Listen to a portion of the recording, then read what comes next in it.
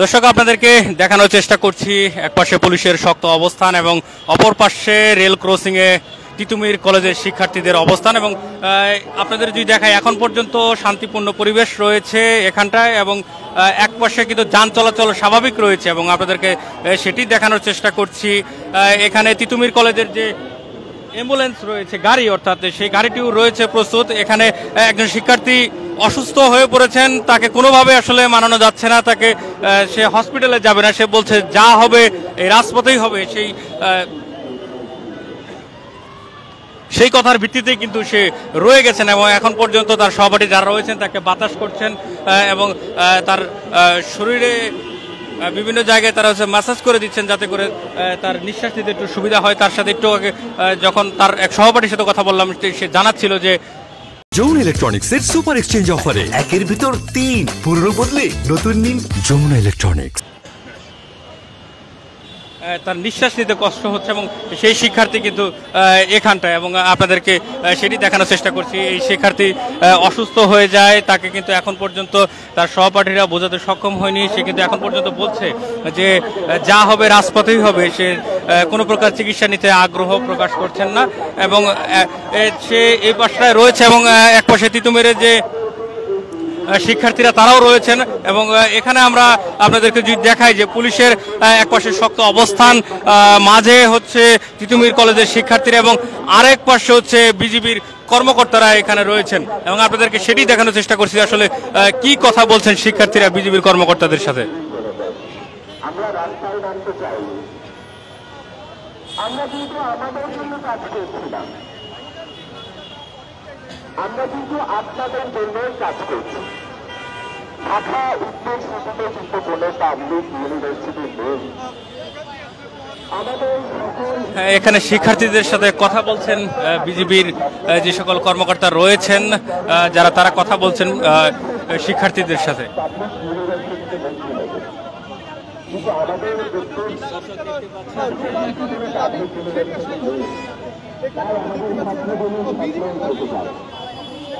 আপনাদের সকলকে প্রণাম করার জন্য আজকের আমাদের এই কর্মসূচি আমাদের স্পষ্ট মেসেজ, আমাদের সাপোর্ট করবে। আমরা আপনাদের শিক্ষা সংস্কার পরিষদ গঠন করতে হবে, কিন্তু সরকার আমাদেরকে বাধ্য করছে আমরা শুধুমাত্র মেসেজটাই ক্লিয়ার করতে চাচ্ছি। দর্শক আপনাদেরকে দেখানোর চেষ্টা করছি যে তিতুমির কলেজের শিক্ষার্থীরা কথা বলছেন বিজিবির কর্মকর্তাদের সাথে এবং বিজিবির কর্মকর্তারা সার্বিক নিরাপত্তার দাবিতে কিন্তু এখানে তারা অবস্থান করছিলেন এবং এই মুহূর্তে কিন্তু আপনাদেরকে দেখানোর চেষ্টা করছি যে তিতুমির কলেজের যে শিক্ষার্থীরা যারা রয়েছিলেন তারা কিন্তু এখানে তাদের যে একটি শক্ত অবস্থান সেটি আপনাদেরকে দেখানোর চেষ্টা করছি যে তিতুমির কলেজের শিক্ষার্থীরা কিন্তু একদম মহাখালী যে রেল ক্রসিংটি রয়েছে সেখানে বসে রয়েছেন এবং একপাশে রয়েছে বিজিবির কর্মকর্তা, পাশাপাশি পুলিশেরও কিন্তু একটি শক্ত অবস্থান আমরা দেখতে পেরেছি। ইতিমধ্যে কিন্তু এখানে জল কামানে রেডি করা হয়েছে।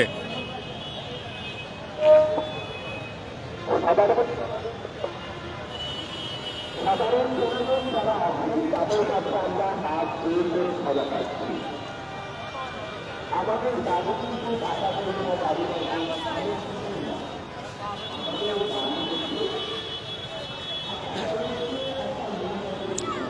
দর্শক আপনাদেরকে দেখানোর চেষ্টা করছি তিতুমির কলেজের শিক্ষার্থীরা তাদের কলেজকে বিশ্ববিদ্যালয় করার দাবিতে এই মুহূর্তে অবস্থান করছেন মহাখালীতে এবং এখানে তারা যখন চলে আসেন তখন অনশনরত শিক্ষার্থীদের মধ্যে একজন কিন্তু রেল লাইনে প্রথম শুয়ে পড়েন এবং তারপরে কিন্তু তারা রেল লাইনটিকে অবরুদ্ধ করেন এবং যখন রেল লাইনে তারা বসে যান তখন কিন্তু বিপরীত প্রান্ত থেকে কমলাপুর থেকে ছেড়ে আসা উপকূল এক্সপ্রেস যেটি নোয়াখালীর উদ্দেশ্যে যাচ্ছিলেন সেই ট্রেনটি কিন্তু থেমে যায় এবং থেমে যাওয়ার কিছুক্ষণ পরেই কিন্তু শিক্ষার্থীরা আবারও সেই ট্রেনটিকে যাওয়ার জন্য তারা অনুমতি দেন এবং এই মুহূর্তে যদি আপনাদের সর্বশেষ পরিস্থিতি দেখানোর চেষ্টা করি যে পুলিশের এখানে একটি শক্ত অবস্থান রয়েছে, তারা সার্বিক নিরাপত্তায় কাজ করছেন, পাশাপাশি বিজিবির কর্মকর্তারাও কিন্তু রয়েছেন, তারা শিক্ষার্থীদের সাথে দফায় দফায় কথা বলছেন।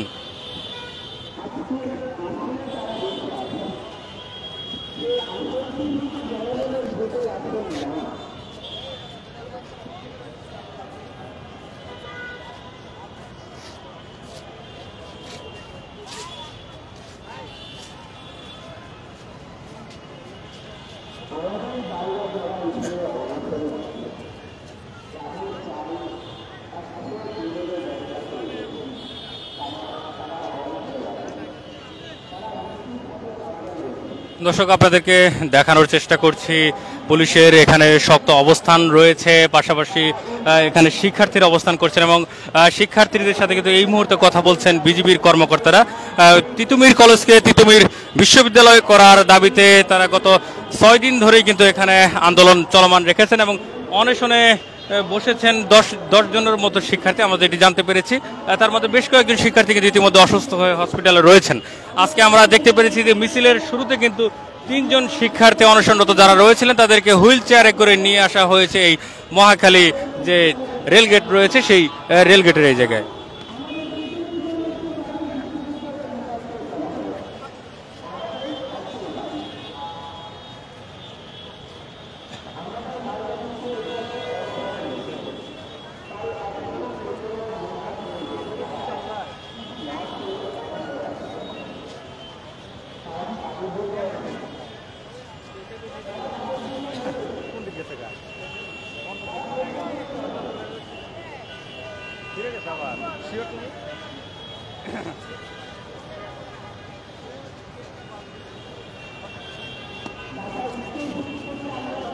এখানে আসলে কি বলছেন পুলিশের এই কর্মকর্তা, আপনাদেরকে সেটি একটু জানানোর চেষ্টা করি।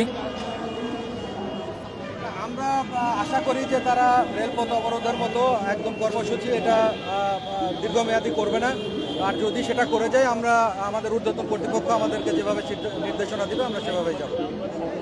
সবকিছু মিলে তো তারা সকালে এখানে ছিল, এখন হচ্ছে এখানে আসছে। তো এই ক্ষেত্রে যদি অপ্রীতিকর কোনো ঘটনা ঘটে, এই ক্ষেত্রে আপনাদের প্রস্তুতি কতটুকু আছে বলে আপনি দেখছেন? না, আমরা তো law and order situation maintain করার জন্য আমাদের যথেষ্ট প্রস্তুতি আছে। আমরা ঠিক সেই আঙ্গিকেই আমরা কাজ করে থাকি। এখানে তাদের দাবি দেওয়া বা তাদের যে যৌক্তিকতা আছে কি নেই এই বিষয়টা কনসার্ন মিনিস্ট্রি বুঝবে। আমরা শুধু ল অ্যান্ড অর্ডার সিচুয়েশনটা দেখছি। আমার নাম তারেক মাহমুদ, আমি ডিসি গুলশান ডিভিশন। আমরা শুনছিলাম গুলশানের যে ডিসি রয়েছেন পুলিশের, সেই কর্মকর্তা আমাদেরকে যেটি জানালেন, তারা এখন পর্যন্ত শান্তিপূর্ণভাবে অবস্থান করছেন এবং শিক্ষার্থীদেরকে অনুরোধ করছেন যাতে জনদুর্ভোগ তারা কমান। এবং এই মুহূর্তে আপনাদেরকে যদি দেখানোর চেষ্টা করি যে মহাখালী যে রেল ক্রসিংটা রয়েছে সেখানটায় শিক্ষার্থীরা অবরুদ্ধ করে রেখেছেন এবং পুরো জায়গায় জুড়ে একটি থমথমে পরিবেশ বিরাজ করছে।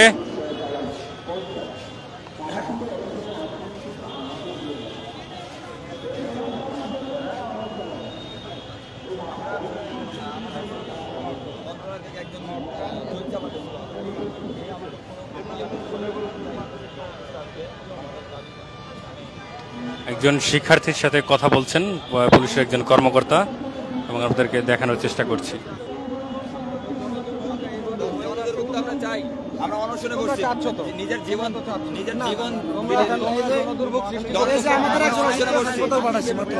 কখন যায়? আমরা আগে অনশনে বসছি, মানে হচ্ছে অনশনে বসে নিজের জীবন দিয়ে দিচ্ছি, অনশনে বসে নিজের ক্যাম্পাসে। আপনি মাত্রই তো বললেন না যে মন্ত্রণালয় থেকে আমরা একটা নিউজ নিচ্ছি, আমাদেরকে জানাচ্ছি। হ্যাঁ, আমি ওইটাই তো বললাম যে আমি কমিশনার স্যারকে জানাইছি। উনি যদি নিউজ দেন তাহলে আমরা উঠে যাবো। আমাদের